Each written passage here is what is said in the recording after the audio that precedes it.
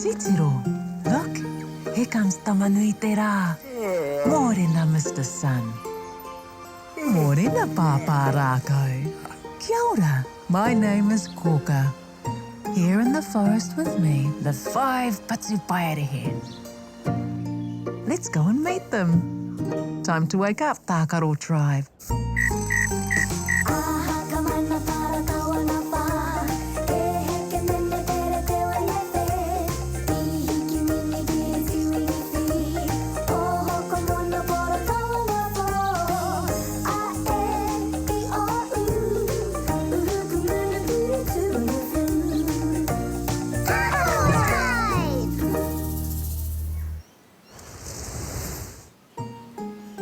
What are you doing, Tākaro Tribe?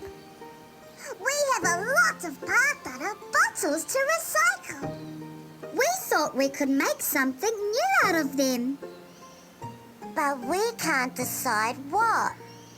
I'm sure you'll have a great idea. Ooh, my puku is flashing. Ko Pāpā Rākau tēnei. Kia ora, Pāpā Rākau. Kia ora, Is everyone there? Aye. Me ētahi. Me too.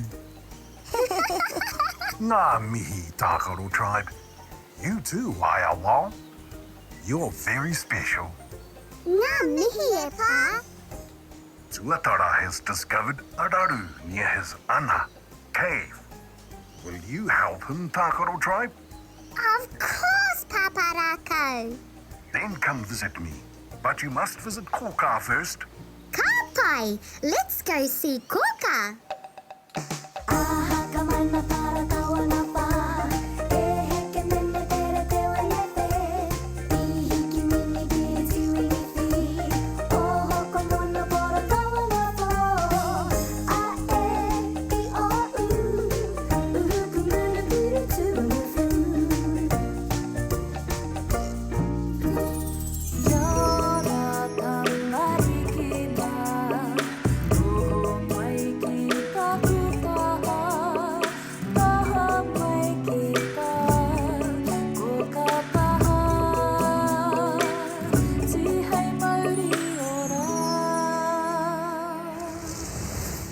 Tākaro Tribe. Kia ora, Kōkā. We're going to help Tuatara. That's wonderful, all. Tuatara has a problem near his ana cave.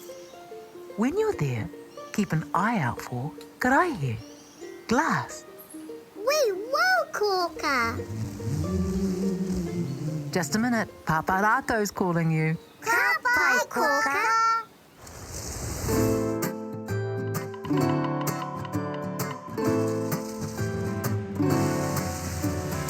Amariki mā, noho mai ki aku kakiaka, whakarongo mai ki ngā kōrero o te ao marama.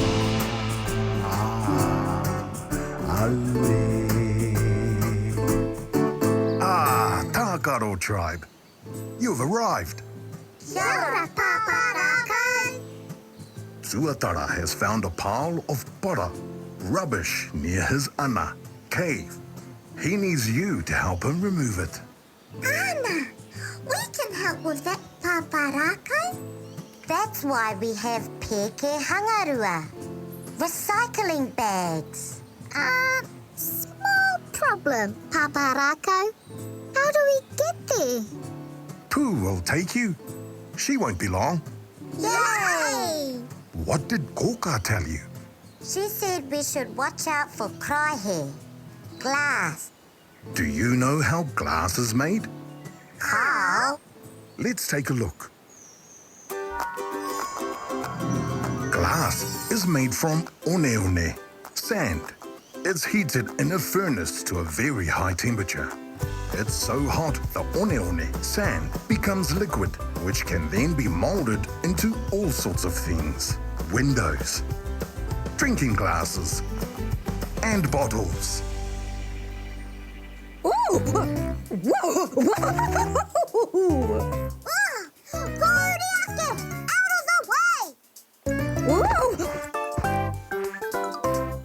my friends. The wind was a bit too strong. All aboard, Tākaro Tribe. Don't forget your recycling bags. You can collect pepper, paper. You collect the karaehe, glass. You're on kena, cans. Or you collect parakai, waste food. And the plastics. Ka pai, Pāpā Rākau. It's time for our karakia. E te wānei e hora nei, tēnei te Māori ka whakapiki, ko te Māori o ngā tamariki a tāne māhuta. Te Māori ka puta ki te whaiau, ki te ao mārama.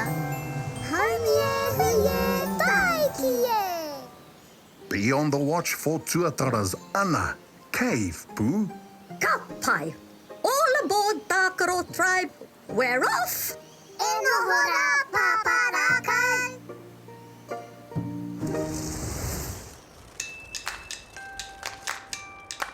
There's the ngahere. Forest. Yay!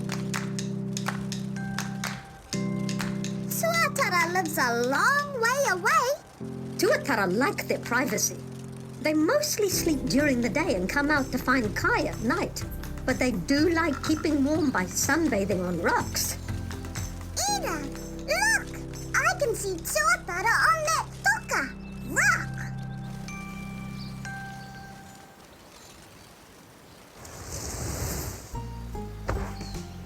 Backpacks off so we can collect rubbish. Kia ora, Tuatara. Tuatara says he's happy to see you all, but he has a big raru. We're always happy to help you, Tuatara. Tuatara wants you to follow him. The water has carried the pātara bottles downstream. There's so many pātara. They won't all fit in our piki. What can we do? Wait! Kōkā just texted. She sent the word of the day. It's in the kete. Where's the kete? There, on that toka rock.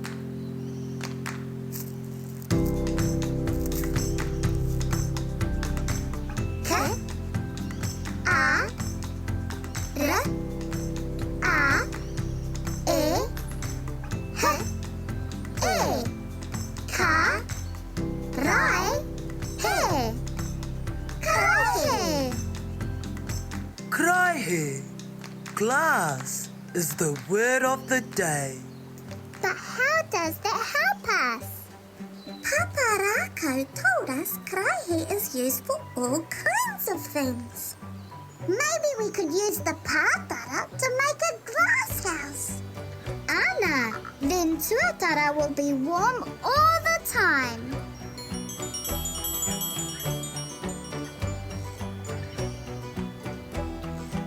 Tuatara, we made a warm whare just for you. Tuatara says he's happy you removed the rāpihi from beside the awa, and he loves his new whare. Yay! Let's go. It's time to go home. Say goodbye to Tuatara, Tākaro Tribe. Hei konei rā, Tuatara. See what you can achieve when you mahi tahi.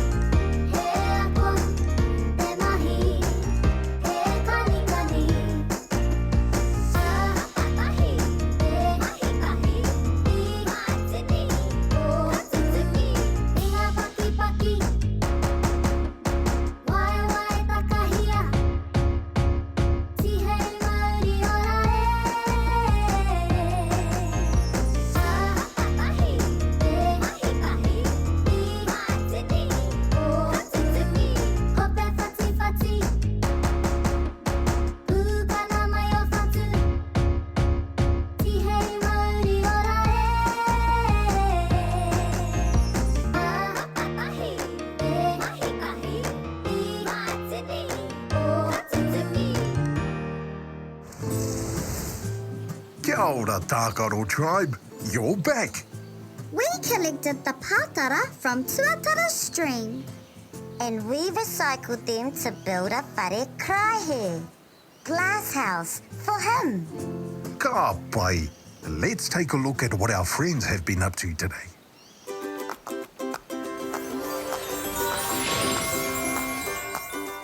Karaehe! Karaehe! Karaehe!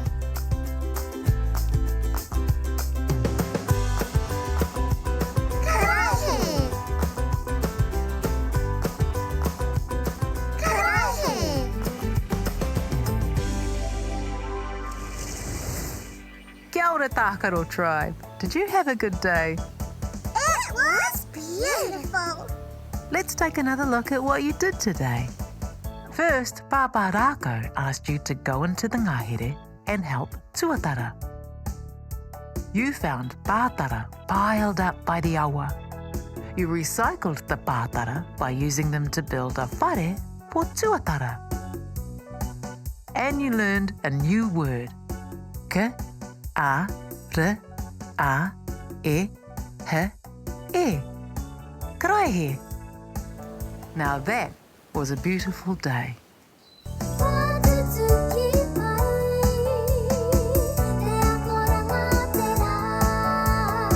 What a fun day, Tākaro Tribe. Time to say goodnight. Pōmārie. Good night, Tākaro Tribe.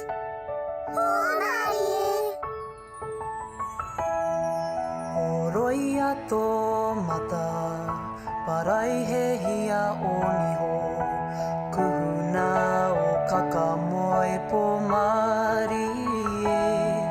E kuhu ki te moinga, takoto iho ki raro.